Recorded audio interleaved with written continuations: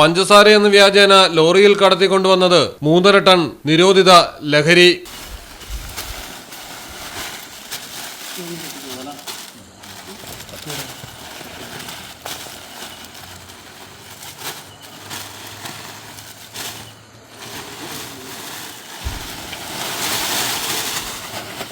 Wayanad Muthanga excise check പോസ്റ്റിലാണ് പുകയിലയുടെ വൻ ശേഖരം പിടികൂടിയത്.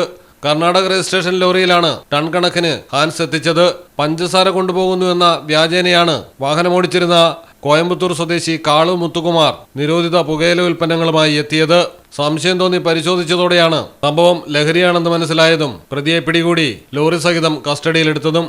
മലയാളം ടെലിവിഷൻ, വയനാട്. നിങ്ങളുടെ വീടിന്റെ അടിത്തറ മുതൽ മേൽക്കൂര വരെ സിൽവാൻ സ്റ്റീൽ ഉറപ്പു നൽകുന്നു.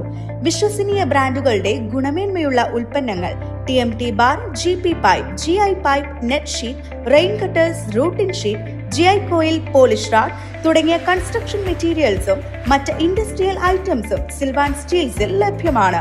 ഓരോ നിർമ്മാണത്തിനും കരുത്തും വിശ്വാസവും നൽകുന്ന പേര് സിൽവാൻ സ്റ്റീൽസ്, കഞ്ഞിപ്പുര, വളാഞ്ചേരി.